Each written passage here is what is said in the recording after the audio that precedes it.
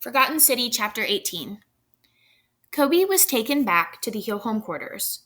The kids were in their sectioned off rooms still, but no one looked as relaxed as before.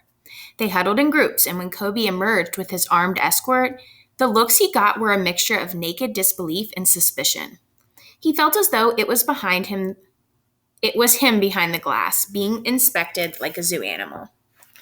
The guard called Krenner was there. Kobe remembered where he'd heard that name before. He's the one who fled the choker plant attack, so he made it back. He pressed a few buttons on a keypad by one of the glass walls. It slid upward, then he looked toward Kobe and gestured inside to an empty room. Kobe walked inside. The guardians turned away, leaving only Krenner. He stared at Kobe with something close to hatred. Melanie came from across the other side of the room, carrying a tablet and walking quickly, to stand beside the security guy. She muttered something to him and he nodded, then turned and left, following his squad. Melanie focused on her tablet, swiping her finger a few times. The wall to Kobe's right folded open. Kobe found himself looking at the other kids he'd seen before, with nothing but air between them. There were about a dozen. There was a boy in the middle, tall, with drooping hair and a sinewy body like a rock climber. Kobe recognized him from Fion's telepathic vision of the Frisbee game. He'd been speaking with Nikki. Beside the rock climber boy was a girl with deep cracks across her skin like bark. She swallowed, staring at Kobe. On the other side of the tall boy was another boy of similar age, who looked Indian. He was short, with incredible yellow eyes. The others looked more or less normal. Kobe's periphery caught movement on a chair, and a girl he hadn't even spotted peeled herself off sinuously and came to join the others. Her eyelids flickered. There was something weird about her hands. She grinned at him and waved her fingers, and Kobe saw that they were bulbous at the tips, like they were swollen. No one else moved and no one said anything until Asha pushed to the front. She stood a yard in front of the others. "This is Kobe, everyone," she said quietly. "And Kobe, this is everyone." The tall rock climber kid in the center nodded. "Right." The girl with the bulbous fingers whispered something in the yellow-eyed boy's ear. "Why don't you ask him?" he replied. "Is it true you lived outside?" she asked. "We don't believe Asha." "Yes," Kobe said. He was very aware of his voice with all of these people listening, watching him. "We had a base in an old school, me and my dad." He swallowed and he said the word, Dad. Kobe couldn't bear to tell the full truth right now. He was still trying to process it himself. The kids all started talking at once, throwing questions at one another and him. The invisible barrier that seemed to hold them back before broke, and several edged toward him. But in the chaos, Asha held back. "Were there other kids?" asked a girl with ginger hair and freckles. "What did you eat?" said a boy who looked painfully thin. "Where's your dad now?" said the girl with bark skin, her long hair falling over her shoulders almost down to her waist. "Hey, back off," said the tall boy, holding out his arms. "Give the guy some space." The bug-eyed boy approached, inspecting Kobe. Through the viewing panels, Kobe saw Melanie Garcia watching. She gave him a sympathetic smile, then left. That left only one guardian, dressed in a lab coat and scribbling notes like he was documenting the meeting between the kids. "Leon, he doesn't look like he's got a specialty," the bug-eyed boy said. "He's definitely not a blend." The boy's yellow eyes seemed to stare through Kobe, moving up and down. "And you know the weird thing? I can't see any waste inside him. Maybe he's not one of us." "He is," said Asha, moving forward, watching for Kobe's reaction. Kobe didn't say anything. The tall rock climber kid, who must be Leon, walked over. "Pleased to meet you anyway, Kobe," he said, and held out his hand. Kobe looked at it. "He doesn't know you want to shake his hand," said the girl with bulbous fingers, laughing. She leaped onto the glass screen and gripped hold with her fingers, splaying her body across the vertical wall like a gecko. Kobe gasped with astonishment. "Stop it, Yako," said the bark-skinned girl. "Leon, don't—" The gecko girl rolled her eyes and spoke wordlessly, bobbing her head, mimicking the other girl. "What?" said Leon. "I'm just introducing myself, Joe." "Come on, Kobe, just shake. That's what people do when they meet." Kobe found himself looking towards Asha, who nodded. Kobe took the other boy's hand and shook it slowly. It felt more than odd. Leon grinned at him, then Kobe felt his hand shudder violently. Suddenly, his whole arm was vibrating. Kobe tried to pull away, but the boy gripped him tight. Hey, Kobe tried to say, but his voice warbled. Everyone laughed. The boy let him go. Asha said, Leon's got fast twitch muscles. Only they can keep on twitching and burst like that. Leon flexed his biceps. Makes me really strong. Right, Rohan? They call me the earthquake. Like the Flash mixed with the Thing, but better. You like movies? Shut up, said the yellow-eyed boy, shoving Leon jokingly. He turned to Kobe. No one calls him the earthquake. And Leon, superhero movies suck. Leon shrugged. They're pretty much all we got, he grinned at Kobe. I guess the Guardians think it's aspirational for us. Leon's into Hollywood, said the girl with bark-like skin. He thinks he's an actor. You know what Hollywood was, right? Yeah, mumbled Kobe. We had an old TV and hard drive at the school that we had been working on for a while. He's read books and seen movies, said Asha. He's not a caveman. Caveman, said Leon. I like that. That can be your superhero name. He looks a bit tame to be a caveman like me, said Yeko. She was hanging from the ceiling now, her face upside down. Cool, huh? She said as Kobe stared. Kobe was glad when Asha ushered him towards a sofa where he took a seat. He felt totally overwhelmed. This must be weird for you, huh? Said Rohan as the other kids crowded him, sitting on other chairs and sofas, on beanbags, or lounging on the floor. Yeko was still hanging from the ceiling. So, how'd you get here anyway? It's kind of a long story, said Kobe. Leon grinned and gestured to the room.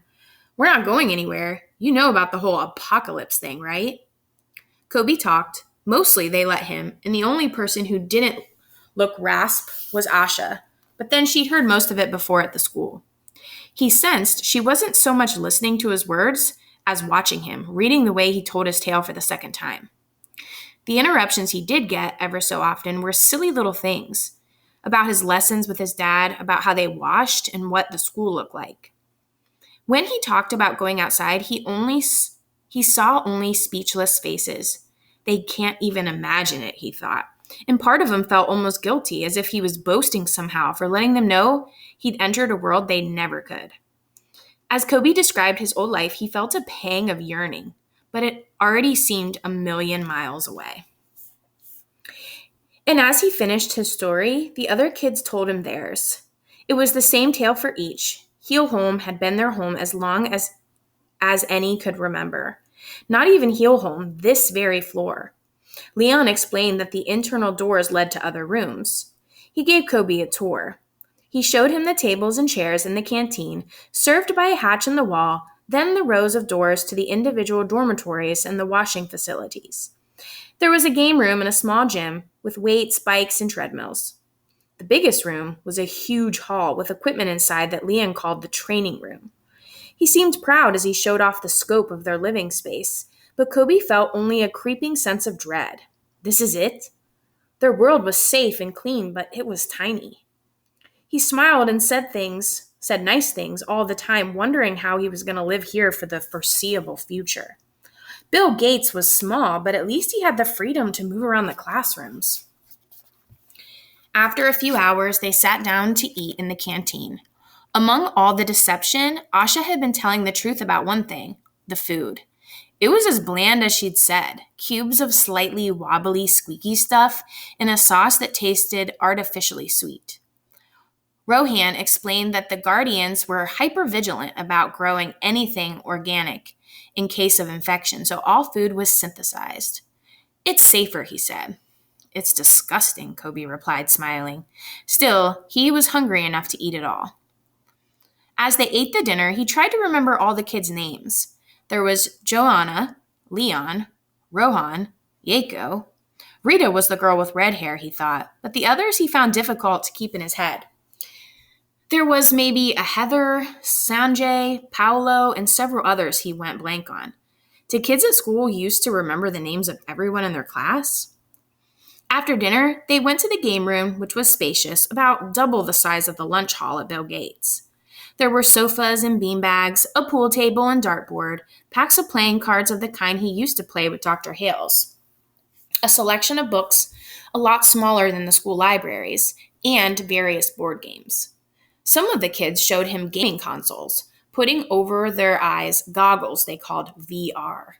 Kobe tried the goggles on and jumped with fright when he found himself in a virtual world of a lava cave with some kind of giant dinosaur throwing shells at him. Joe said they had lessons with the Guardians every day, just like normal school, though how could she know anything about what normal meant? Kobe didn't know.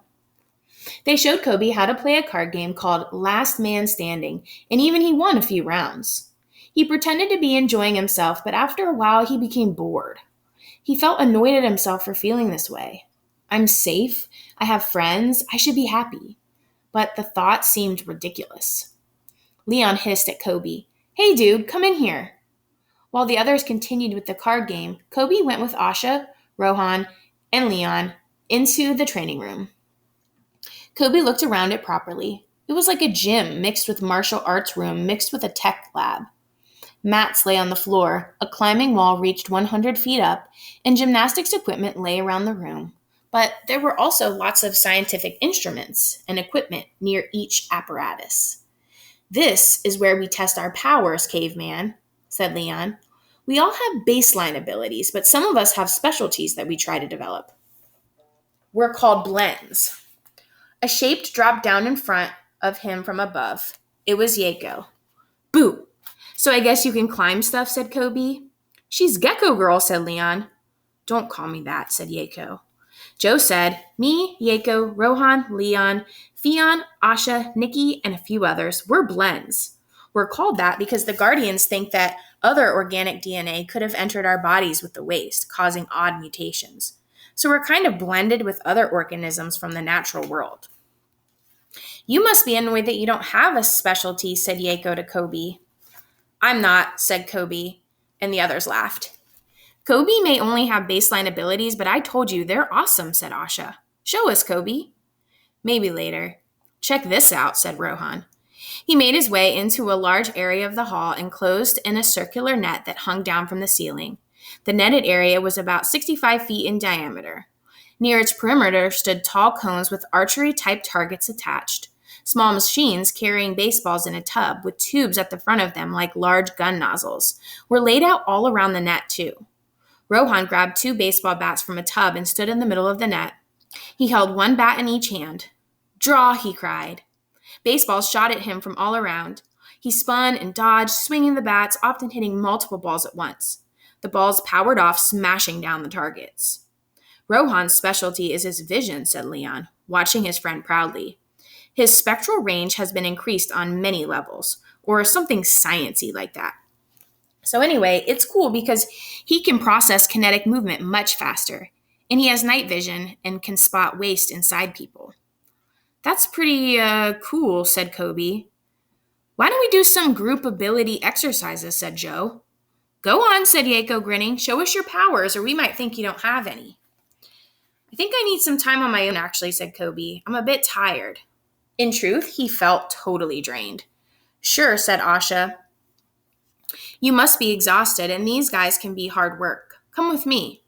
She led him to a spare dormitory and left him to get some rest. Kobe lay back on the thick mattress. It felt too soft, like he couldn't move, and the thick material made him sweat. He stared up at the ceiling. Luminescent stickers of stars mapped out the constellations. Nothing like the real thing. He felt overwhelmed, like someone drowning, kicking from the surface, but gradually giving in to the weight of the water. The realization was dawning on him that he would be here forever. This was his home now. He heard someone enter without knocking. It was Nikki. Kobe sat up. The girl had a bandage across her forehead, but otherwise she looked fine. The snatcher didn't kill her. It brought her here. "You're okay," he said. "Of course I am," she said blithely. "I just came from a physical. We do them a lot." "Whatever, you'll get to know about things around here." Kobe nodded. "It's good we made it back here, all of us. I'm sorry, about blaming you for turning on the snatcher." "Yeah, you'll see how great it is here," said Nikki, ignoring his apology. "We trust the Guardians. We're one big family." "Sounds cheesy, but you'll get it soon. Just watch out for Yako. She's a real firebrand. That's why we get along so well." She gave a shy smile and left. Kobe didn't know how long he slept. There was no natural light in Heelholm, but the lights dimmed and brightened on a 24-hour time cycle. When he woke, he stumbled out into the communal room, and from the dimmers, it seemed like late evening, so he couldn't have been out too long. He felt on edge, restless, and guilty for being asleep. He felt like he needed to go through security protocols. That's all in the past. Surprisingly, the thought made him feel sad. He got himself a glass of water from the canteen. He walked along the rows of dorms until he came to one with a sign hanging on it written in pen. Fion's room. The door was slightly ajar, and he could see the young boy on the bed reading. Kobe knocked and entered. Fion looked up, putting down his book when he saw Kobe. "How are you feeling?" Kobe asked. The pale, freckled boy shrugged. In the room, there was animal-themed decor everywhere. Polar bears on the lamp, lionesses stalking the rug. The duvet was covered in a design of flying tropical birds, their colors gaudy and bright. Kobe noticed that there was no posters, though, like in the rest of Heelholm. Instead, pale rectangles stood out on the wall where, Kobe guessed, posters used to be stuck, and there were remains of old stickers ripped from the chest of the drawers. Only one remained, a picture of a howling gray wolf. Kobe sat down next to Fion on the bed, leaning against the wall with feet dangling over the side. Kobe pointed to the sticker of the wolf. "What happened to our friend?" Fion pointed up at the ceiling, then gripped some imaginary bars. "They've got him up there, in a cage?"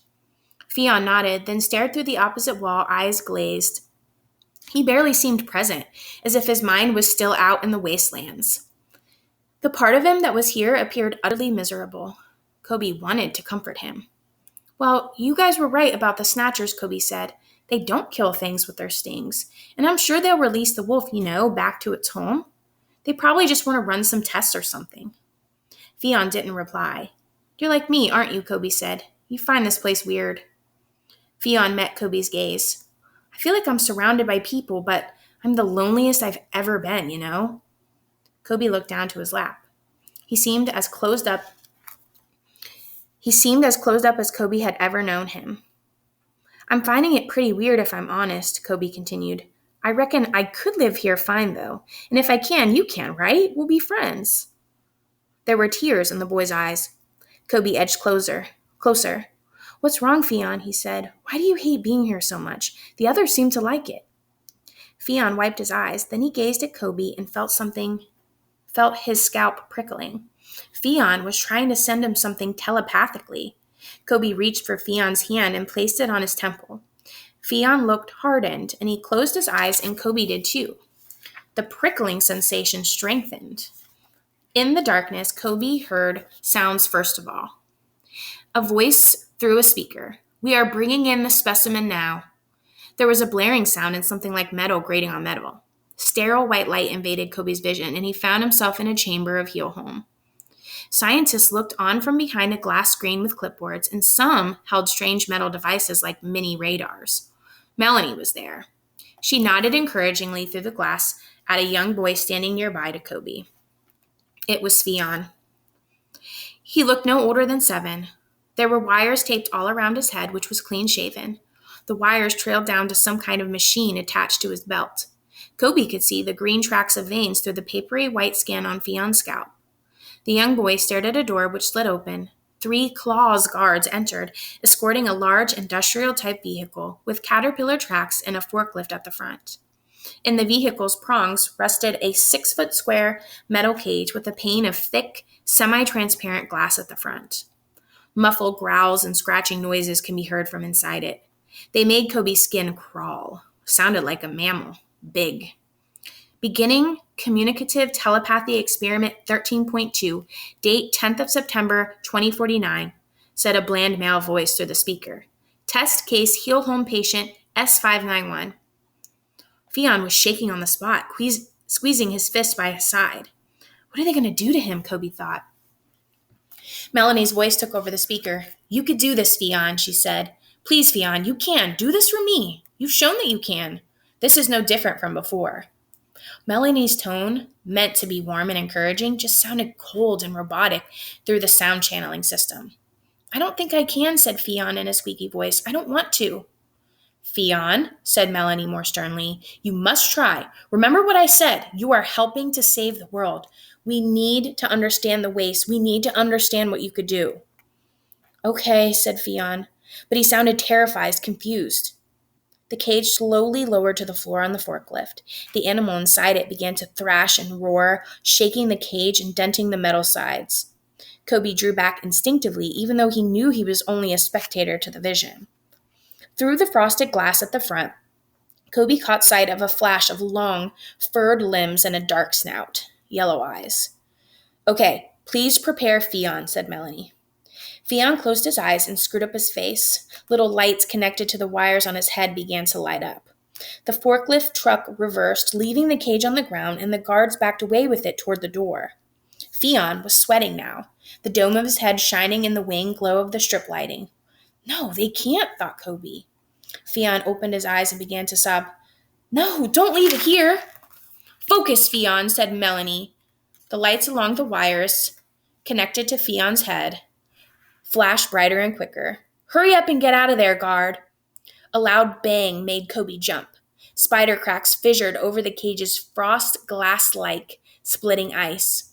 Control it, Fionn, urged Melanie from behind the glass. You're transferring it to your distressed emotions. It's aggravating the animal. Happy thoughts, Fionn. Remember, think of happy things. Fionn opened his mouth. Smash. The glass at the front of the cage shattered. Shouts echoed through the speaker. Some kind of mutated black bear with elongated, spidery limbs and a snout more like a canine's squeezed through the broken glass. Kobe wanted to run to Fionn to help him. Fionn backed away.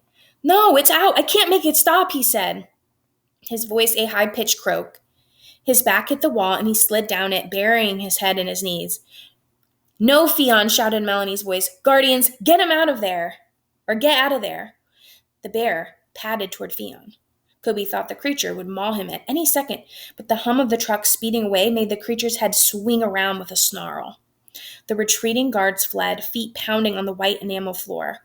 The bear's eyes glared yellow, maddened. Saliva whipped from its red gums. It bounded for the nearest guardian. Evacuate! An alarm sounded. The guardian raised his gun, but the bear was on him in a mound of muscle and fur. Blood sprayed the glass screen, and behind it, scientists screamed. Close the door, yelled Melanie. The steel and glass door began to slide shut.